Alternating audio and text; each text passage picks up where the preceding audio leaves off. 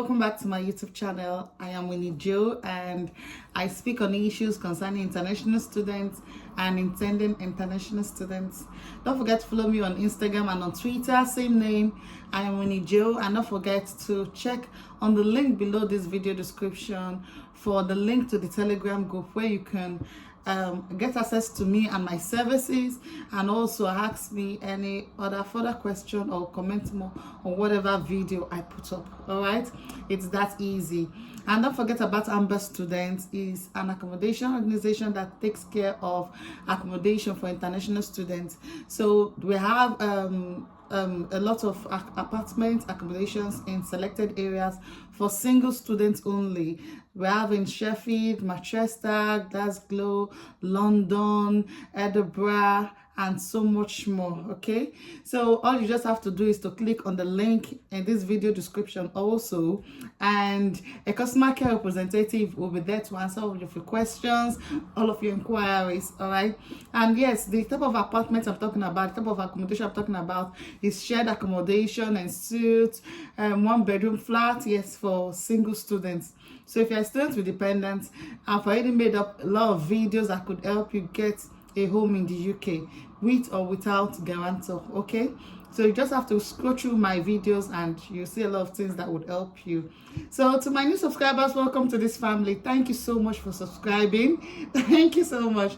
And to my old subscribers, thank you so much for being here with me all the way. Don't forget that every Sunday we usually have this our YouTube live and Instagram live. Okay, all right, so that's all. So today a lot of people have been asking me about how to open a student bank account in the UK. Well, most of you already know from my previous video that I am a financial kind of woman. Okay, financial woman. I like money, so that's because I have quite a lot of experience when it comes to banking, when it comes to savings, and when it comes to how to maximize your funds. All right, so I'm going to do this video based on what I have seen so far in the UK, their banking system, the finance system, and how far it's going to help you as an international student. All right, so all you just have to do is listen, and I'm going to also tell you about all the decisions I've made as an international student in the UK and how it has affected my financial life. All right, good. So some time ago I also made a video about how I was able to save in the UK, so please go back to that video. I'm going to also put a link on the heading here. Yeah. So now in the UK, to open an account as an international student is not so easy, neither is it so hard. All right, so all you need to do is to get status certificate from your school, attesting that indeed you are a student of this university, and then you also have to attach your BROP for identification or your international passport, either way. But some banks will ask you for your BROP and your international passport. And also some banks will also ask you for proof of address. So if you're staying with your family, if you already have an accommodation, so you can use that, your council tax, your water bill, energy bills, whatever bills that has your full name and the address you stay in, you can use it as a proof of address. Then when you are in a shared accommodation and all of that, I think your contract also suffices for that, for proof of address. Now there are some banks that would not mind that you could just open the account with, once the university just says you're an enrolled student with the school, they'll just use the university address to open an account for you. They don't mind you starting to bring extra documentations when you just give them that status certificate, like Lloyds Bank. While there are some like NatWest that will tell you they need proof of your accommodation, proof of address where you stay. Okay, so now in the UK there are so many banks. We have the online banks like the Mozo, the what's the other one again, so many of them. Okay, I'm so familiar with Mozo because I use Mozo. So when I initially came to the UK, I actually opened a Mozo account. It's an online bank. Now, I wouldn't advise you to open just Mozo account and rest. I also advise you to open a second bank account that has a physical office, so if you have any issues you can easily go there. That account would be an account for like your main official account, and the most ones that students use, that's Santander, NatWest, Lloyds. Okay, but I myself, I use NatWest, and I'm going to tell you why in a jiffy. Okay, so now the reason why I actually use NatWest is because of the processes, the way they help my finances grow. First of all, when you open a normal current account, I expect you, or I advise you, to open another account with the same bank, with same physical bank. Like my NatWest, I opened a current account and also opened a savings account. I created a standing order from my current account to my savings account. So every month, please transfer £500 to my savings account, and this has significantly helped my credit score. Like, without doing anything, that has pushed my credit score very, very high.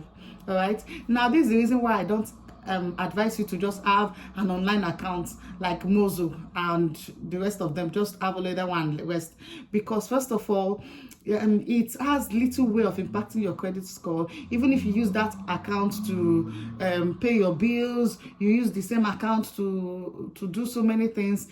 There's very little impact on your credit score. All right, and so when you have issues, there was a time that I did this living expenses from home, and then I had issues. Like for 3 weeks I was stranded. I was really stranded. My family was stranded, and it was so painful that I don't have a physical office I could go to and and show my skills there. Like, please, what's going on? Give me access to my account. Okay, they said, okay, an amount have been coming through from outside the country, from Nigeria. I know whenever they hear Nigeria, so an amount have been coming through from Nigeria, and they just want to know how far. That should provide some documentations. So I had to provide my status as a student, my student ID, and my relationship with the person that actually did the living expenses from that's my father. Okay, I had to show that yes, it's my father, my birth certificate and everything. And then that was when they released that account. Now, if I had really not had any other thing on me, you can imagine how stranded I and my family would be for 3 weeks, 2 to 3 weeks straight. Okay, so now these are the reasons why you shouldn't just have just an online bank, because by the time it's set, you don't know where to start from, you don't know how to approach them. Sometimes during that 3 weeks, I'll send them an email. They will not read it. Sometimes they'll read it. Sometimes it's 5 people that is replying the same email. Like I sent it, they say, hi, this is Tracy. Thank you for your inquiries. We're working on it. Then I send a reminder again. How far with my account? Please, I need it to be unblocked. The next day, another person will call, hi, this is Josie. Thanks for your inquiries. We're going to be in touch with you. Like 5 of them. I was like, who exactly is the customer service handling this case, so that we can continue from where we stop? So each time a new person takes up the case and say, hi, this is Josie, I have to start from the beginning again and say, on the 10th of this month, an amount came and it was blocked, and this was thing, and they asked me to bring some documentation. I have to start going through all that process again, and it was really mad. So if I had not had a plan B bank account like NatWest, you can imagine how stressed and stranded I could have been. All right, so now have your normal Mozo account, because first of all, when someone pays money into the account, it's very fast. It reflects very fast. Okay, it is safe to use. Yes, it's licensed and so many things, just like your CUDA and or what have you. So it's very fast to get an alert there. Okay, but then that shouldn't be your main account. Your main account should be a main street bank, a bank with a physical office that you could verify and all of that.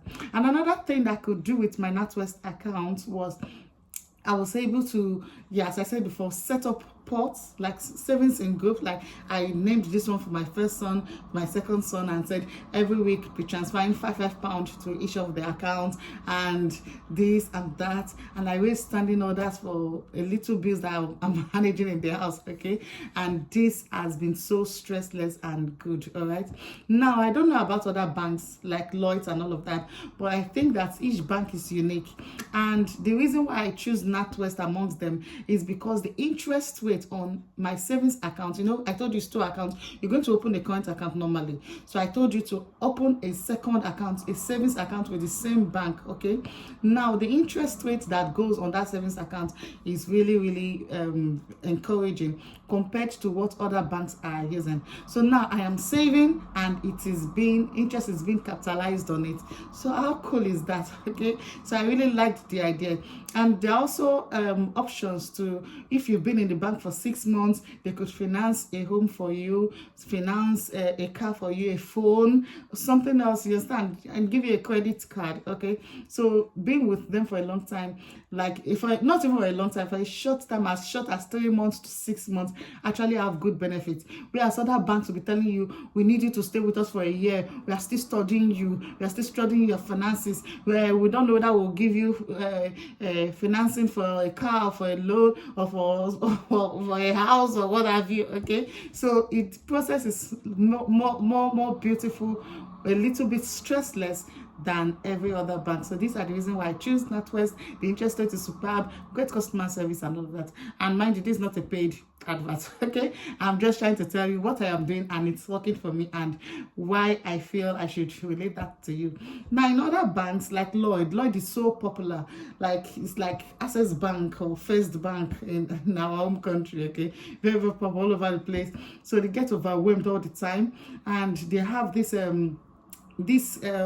rules and regulations sometimes. Don't do this, don't do that, don't do that. So I found it a little bit, you know, when my friend was telling me about the bank, I said, no, that's not the bank for me. You know, I don't like the policy when it comes to all of this. I understand. So I was asking some questions like fixed deposits. I wanted to know about fixed deposit, the savings, the interest. I wanted to know about other schemes, other savings schemes that they have that could benefit me as an international student, because I wouldn't want my funds to just be in the account sitting down there and they're using to do business and they're not paying me good interest and it doesn't have any benefits to me. Like, I need to have benefit of having my money with you, saving my money with you. What access will it give me? What good thing will it give me, and all of that? So I needed to know all of this, and other banks were not giving me the explanation I need as a student. Okay, as a student, I need money to pay a lot of things, and so that's why I went with NatWest. So it's just like that. So whatever bank you're choosing, just make sure that it's something that's close to you, something that is their customer service is quite fast when it comes to what's it called, finding solutions to issues. Now, another online bank is Revolut, like they block accounts like seriously mad. Okay, Revolut blocks accounts so much. I think another one, I cannot even remember the name again. Yeah, but most of them, among all the online banks, Mozo, I feel Mozo is just the best. Yeah, it's moderate and all of that. Okay, I like the policies. There are no bank charges. Even on the NatWest, I don't pay bank charges on transfers or deposits or what have you, or even withdrawals from ATM or what have you. I don't pay charges. Even when I send money home, I don't pay bank charges. Okay, same with Mozo, I don't pay bank charges. But I don't know about other banks, but I feel that there's a contract you have to sign with them, and I don't like anything contract. I want my own free will. Okay, I don't want anything to bind me that. But I feel that when it comes to other banks, there are a lot of glitches, a lot of restraints, and a lot of odds that comes with having an account with them. All right, so this is just it. And also, let me add it, having an account with a Main Street bank will also make your processing of from here, your processing of living expenses much more easier. And when your parents or your family is sending money from home from their dorm account, it reflects better. Yes, it's faster and it's less stressful when you're being sent money from home, or when you are sending money to home. In fact, the rates are even cheap when you are using your Main Street bank to send money to home. I see people using stuff like Lemonade. Even me at the time, I was using World Remit and all of that. So I discovered that my bank could actually do all that for me at a no charge cost. Okay, a no charge cost and all of that. So these are the few reasons, and this has been my financial journey in the UK, and A lot of people have been doing the same thing and have been able to save a lot of money, build their credit history, have peace of mind, and better their chances of having financing when it comes to in future use, like houses, and you want to buy a house, you want to buy a car and stuff like that. So it's that easy. As I said before, to open an account, a standard account in the UK, you would need your BRP, you need your international passport, you would need your what's it called, proof of address, which could be your NEPA bill, like your energy bills, okay, like your water bill, your internet bill. So a bill share that has your name and your address. Yes, you could use it as proof of address. Okay, so it's that simple, and you don't even need to go to the bank to open an account. Like, you just be in your house. In NatWest, I was just in my house and I opened all my accounts in the house. The same thing with Mozo. In fact, they sent my ATM to me and it was free of charge and all of that. So it's that easy. Okay, so thank you so much for watching. If you have any questions, just let me know. If there's any aspect of it, of how you can open an account in the UK as a student, or benefits you stand to gain, or benefits you hope to gain. If you have any questions, please just let me know. Thanks for watching. Don't forget to like, share, and subscribe.